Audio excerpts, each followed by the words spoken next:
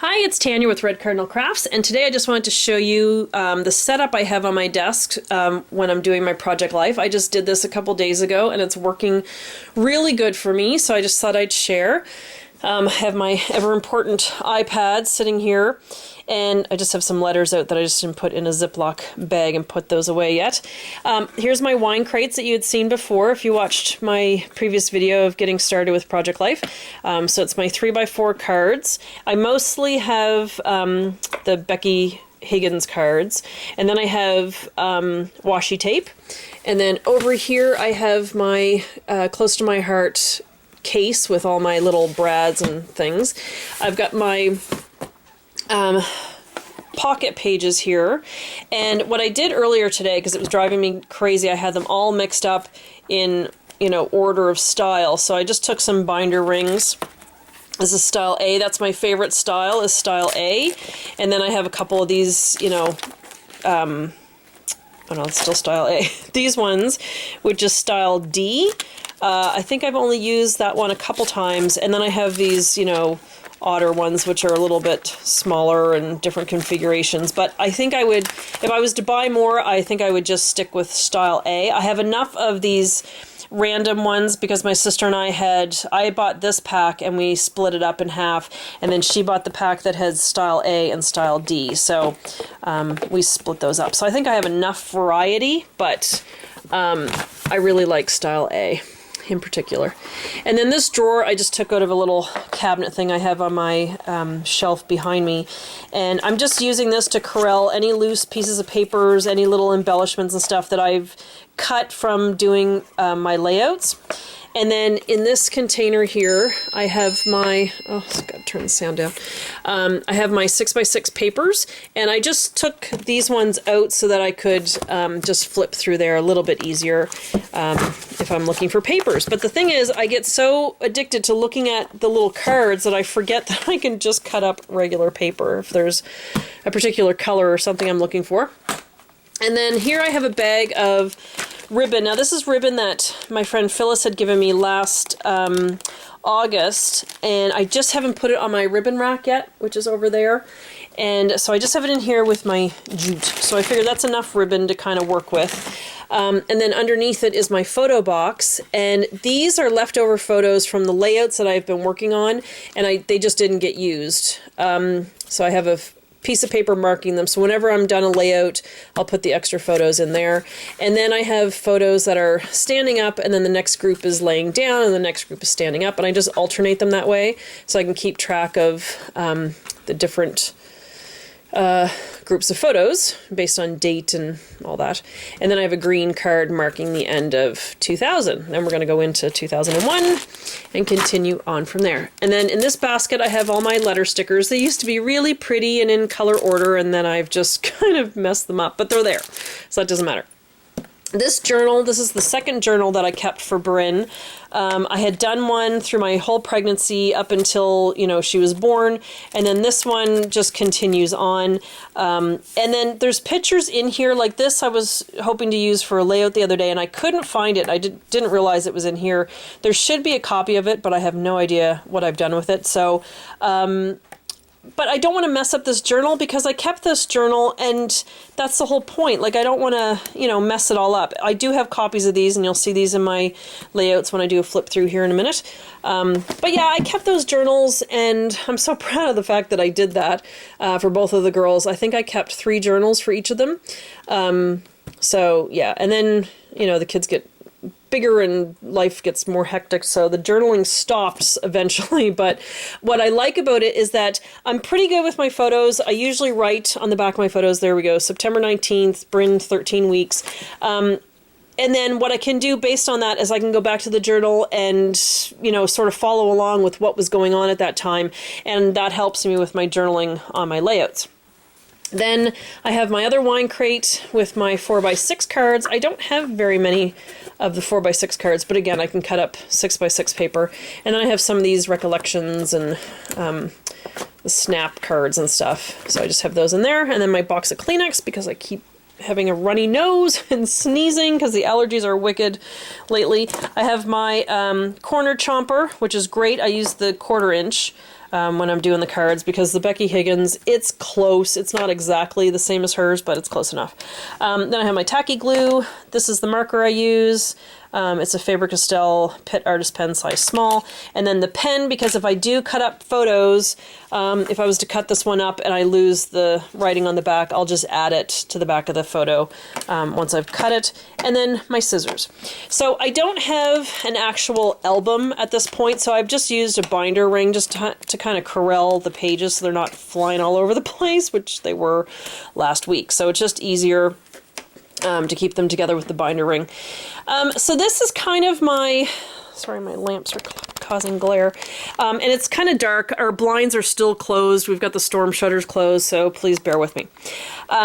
So this is the beginning of 2000. That's where I've decided to start. We do have photos before 2000, but I just figured this is a good starting point and start with the baby stuff. So, so I just did this.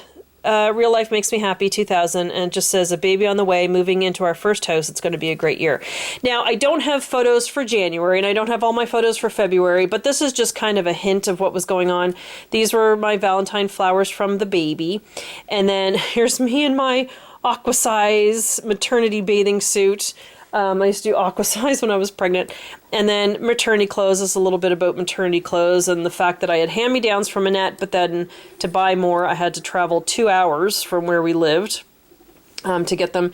Bought this Snuggly or Snuggie, whatever you call those things. This one was awful. I had a little stuffed bunny in there just to show it at that point. And you can see we're packing up our apartment, getting ready to move to our house. But Bryn screamed for about a half an hour as I tried to put her in that. We went for one walk, and that was the end of the Snuggie thing. And then we have Easter of that year. And my pages aren't that, perfectly embellished or anything, but the great thing is I can always go back, I can always switch things out, I can always change stuff, which is good. My whole thing about doing this is that I'm finally doing this, and I'm finally getting the information down, and I'm getting the pictures in an album, and considering Bryn is now 14, this is a huge step for me to actually get this stuff done, and it's a quick way to do it. I probably have about 18 to 20 pages done, something like that. And hello, that's only taken me a week. If I was doing traditional scrapbooking, which I still like, the 12 by 12 pages, it would be taking me so much longer. And I will at some point add some 12 by 12 layouts, especially when I go to work on my Disney albums. I just like to make some things and, so every once in a while there might be a 12 by 12 spread in here of traditional scrapbooking, if you want to call it that. This is my baby shower that Mom and Annette held for me. And there's Nana. She's the one who's 101. She was 86 back then. Looking good. She had given me the stroller. And this is Kerrigan's blankie, although it was given to us for Bryn. Kerrigan's had it all these years. Then the girls at work threw a shower for me, and you can see I'm surprised because I'm in an old gray t-shirt. And what is with those sneakers? I don't even know what sneakers those were. Like, what was I thinking there? Maybe a little bit of warning, girls. It would have been good, but it's fine. I worked in an old warehouse. It didn't matter. It was good. It was so nice that they did the shower for me. And then over here is our house, and I showed you this house on my very first layout that I did. I did that process video the other week. And so this is our house, and I decided to put this in. I question whether I should do this or not. This is just the photos we took from the day we first went to see the house, and it's pretty boring. It's like unfinished basement, and which the basement was never finished while we were there, except for one room downstairs that Mom and Dad helped us with. But I just wanted to capture this. There's Scott, and you can see a little bit of the realtor there. But it was the first images we had of our new house, and so I figured I'd add it. I mean, the kids will look back, and they wouldn't, Bryn was only there for a year. We were only ever in this house for a year, so she would never remember it. So it's just neat to document. This was our bedroom. I just wrote right on the photos. This is the spare room. This was Bryn's room. So just neat to have. And then this is the page that you guys saw me do. The only thing I did afterwards was I added a little foam key. And then this is like a 2-page spread that kind of matches, and the theme is hearts. I have hearts on everything. There was a heart on my bag on there. And then, so I had hearts here, and then I stuck this wood piece in here, and I couldn't get it out. So that it's good it turned out because it's kind of stuck that way. This was, we had bought our furniture. We still have this table in our living room, dining room here. And when we first got it, it arrived that day and it still smelled like new varnish and we didn't want to mess it up. So we sat on towels. And then we had bought our living room set, which we still have. So we had no money by the time it came to the bedroom. And we only had one little lamp. I guess I just figured Scott didn't need a lamp. And we had TV trays. We didn't have a bed headboard or footboard or anything. And we had bought our fridge and stove and dishwasher and washer and dryer. So we had no money and we had a baby on the way. We were just thrilled to even be in a house at that point.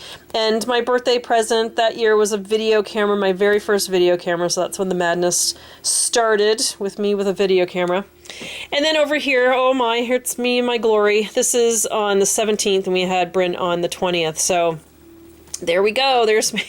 And I have this similar picture. My God, my mom would kill me right now. She knew I was putting this on the internet. Anyway, this is a green sweatshirt I had and these gray shorts, and I had the same outfit and I kept it and did the same shots the night before we went to have Kerrigan. So, and then the adjustable waistband here, this was a little, it was attached to a price tag that was on the kids' jeans when they were little. And I don't know if it was Children's Place or whatever, but they always had the adjustable waistband for the kids' clothes. And I just thought it was fun. So I held on to that all these years and finally used it because that's what maternity clothes are like. And then the 19th, I have June 19th because we were due to go in and be induced that day, although I didn't have Bryn till the next day. And the doctor thought I was 41 weeks, but I thought I was only 39. I had 3 different due dates, so it was kind of screwed up. And then this was an old shelf I bought for $5 at a yard sale. I think it was made out of old wood pallets. Oh my God, it would have crushed her had it ever fallen. It should never have been in her room. But anyway, and then here we are off to the hospital. I called it Joyride because we were like totally giddy and so excited to be going to have Bryn, totally scared to death at the same time. There's the hospital, the Everett Chalmers in Fredericton, New Brunswick, if you're familiar. And then here's another sort of 2-page spread. This is when we got to the hospital and I was all hooked up. Scott was a nervous wreck. He kept dropping stuff, and so it just says keep calm and snap on.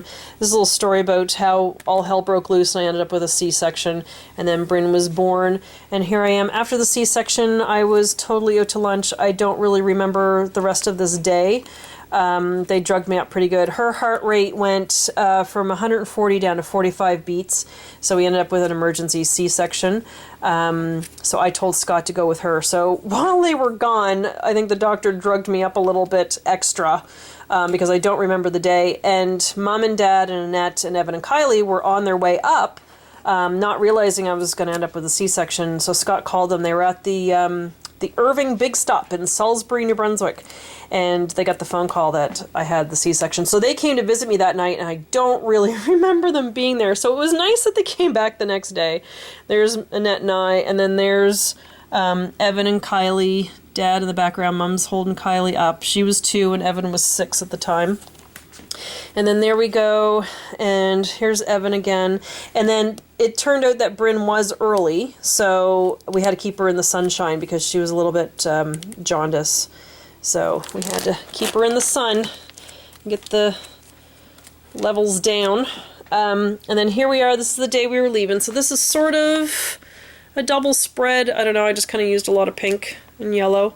And this was our labor and delivery nurse, Donna, and Becky. I still feel guilty when I look at Becky because she was so sweet. She was a brand new nurse, young, sweet as pie, and I never went back to give her flowers or a gift, and I always feel guilty about that.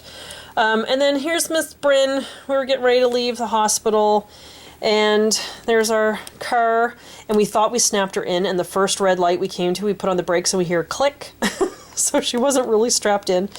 Here she is in her room, and this was a present from Annette that Annette had left in the house when they left, and this is what it was. Remember the green inchworm? She found it on the curbside in front of someone's house. They were getting rid of it one night. It was to go out in the trash. So she went home and dressed in black and went back in the cover of darkness. and stole the inchworm from me. I always wanted one, and my friend Jolie that lived down the street from me when I was little had one, and I always wanted one, so she ended up getting it for Bryn. Here's Bryn. Here's poor Scott. The man has his eyes closed in most of the pictures for the first few months. We were so exhausted. He made the bottles. He was so in charge of the bottles to the point where the day he went back to work, which was about a week later, I had no idea how to feed our kid because he was so on top of it. And I had no idea what to do. I tried breastfeeding for like 2 days and I couldn't do it. She was crying. I was crying. We were all done with that. So here she is right when we brought her home. This is her 10-day appointment, and she had gained a little bit of weight, which is good. And then I had lost a bit of weight, which was good. In the pregnancy, I had only gained 8 pounds, but I'm a big girl to begin with. And so I'd only gained 8 pounds, and then within 13 days, I was already down 28 pounds. So, and as we all know, that didn't stay like that, but it was fun at the time. But I had such a tiny little head. And most of that first month, I spent in my pajamas because we were completely exhausted. Excuse me. So then, moving on, this is the little moments that matter. We took her for her first walk. Excuse me. And that was July 1st. And when we came home, my aunt and uncle that live in Ontario stopped by, and they had my Nana with them. That's Dad's mom. And she passed away about a year and a half later. So it was so nice that she got to see our house. And Bryn, and then here's Scott feeding her, and she's asleep. And then she used to lay like this on his chest and sleep like that. And then Mom came up because when they came to see us in the hospital, 2 days later, her and Dad left for Florida. It was their first time going to Disney World, so they didn't want to cancel their trip. So I was like, no, it's all good. But I was a complete wreck while they were gone. I went through postpartum. We had a lot of phone calls between us and Florida, and I was just losing it. I had no idea what I was doing. So Mom came up a couple weeks later and just helped me out. And she didn't take over. She just reassured me that I was doing a good job and I could totally do this. And she was so helpful in that way. And this morning she had teased her hair and hadn't brushed it down, and she wanted to snap a picture of Bryn in her crib, and I took her picture and she was going to kill me. But she took me out of the house. She got me out, and we went to the mall, we went for lunch, we went for dinner, we went to visit Scott at his office, and she kind of just showed me that it's okay and you can handle the stroller and you can handle her. And if she's hungry, just stop and feed her. It was such a big help. And she did that with Annette too. And, she was such a huge help. So I was really grateful that she was able to come up. And this is my favorite picture. I love that. So it was very cool. And then I did this 2-page spread. This is when Scott's parents came. Bryn was about 6 weeks at this point, and they came down from Ontario. And there's Jack being Jack, and there's Grandma, and it was Grandma's birthday in the end of July, so we had a cake for it. She's diabetic, and she's constantly poking Scott with needles. Look at the fear in the man's face. She always tests him. He's totally fine. He's not diabetic at all, but she always pokes him with her needles just to make sure he's fine. I don't know. It's just something strange she does. And there's Grandma, and there's Grandpa holding Bryn, and she's out on the back deck in her little swing. That was Evan's swing. A lot of hand-me-downs from Annette, which was great. And then this was Bryn's christening. And I actually worked on this page last night, and I've done 2 more pages since. But I worked on this specifically last night. I wanted to work on the page, and you'll see here this crocheted flower. Now, I talked about this flower a couple weeks ago when I was rearranging my embellishments. And I told you about my friend Melba, who wasn't well. And unfortunately, I just found out yesterday that she passed away. She passed away on Monday, February 16th, that evening. So I was talking to Meryl yesterday, and she told me about our friend Melba. And so I worked on that page, and I had a hard time gluing that flower down last night. It was pretty sad. But on the back of this card, I actually wrote about Melba and the fact that she had made the flower. And then I had just found out yesterday that she passed. So this is Bryn's christening. Now, there's Nana, and there's Mom, and there's me, and we've all been christened in this same christening dress. Here's a little better shot of it. The story behind the christening dress is it's now about 101 years old, 102 years old almost. And what it was, my great-grandmother, Josephine, which was my papa's mom, which was her husband, will be her mother-in-law, her friend had made this dress in the hopes that she'd have children one day, and her husband never came back from the war, so she gave the dress to my great-grandmother. So my papa, all his brothers and sisters were christened in this dress. My mom and all her brothers and sisters were christened in this. Annette and I were christened in it. Evan, Kylie, Bryn, and Kerrigan was the last one to be christened in that dress. So very cool. It's still so white. The secret is it's always been wrapped in baby blue tissue paper. So there you go. And then it's I don't think they've ever bleached it. I think it would just kill it. It's so fragile at this point. But yeah, there's a couple little stains on it here and there, but other than that, it's very white, and it's just so cool that we've all been christened in it for the past 100 years. And then this church, this was EK Success embellishment that I bought in Florida because it just reminded me of the church. So I've held on to it all these years, and I finally got to use it. And then here we are at the church and everything, and Annette and Brian are both the girls' godparents.